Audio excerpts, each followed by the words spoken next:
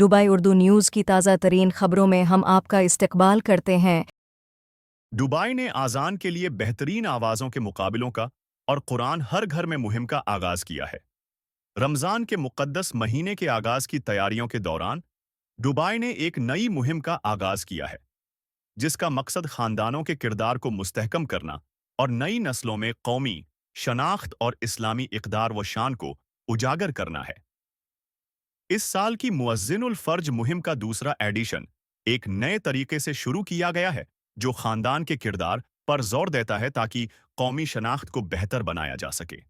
इसके साथ ही कुरान हर घर में के नाम से एक नई मुहिम भी शेख हमदान बिन मोहम्मद बिन राशिद आल मखतूम वली अहद दुबई, नायब वज़ीर आज़म, वज़ीर दिफ़ा और दुबई के एग्जीक्यूटिव काउंसिल के चेयरमैन ने शुरू की।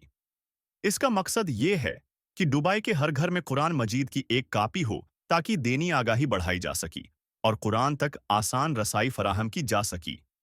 इस मुहिम की तरगीब दी जा रही है ताकि लोग रमज़ान के दौरान खास करके कुरान की तिलावत करें और उस पर गौर व फिक्र करें।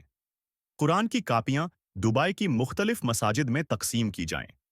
शेख हमदान ने मुअज़्ज़िनुल फ़र्ज मुहिम में शामिल मसाजिद की तादाद में 50% इजाफे की हिदायत की है और इसमें 6 से 14 साल के बच्चों को शामिल करने पर जोर दिया है।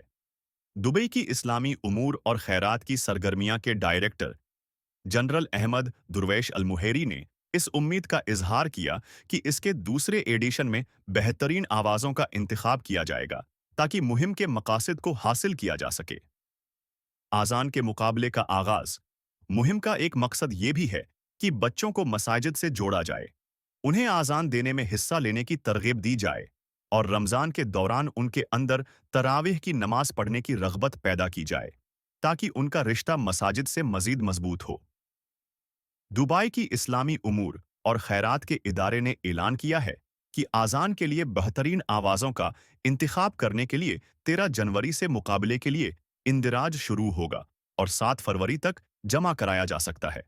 जज कमेटी की जानिब से इंतखाब का अमल 10 फरवरी से शुरू होगा।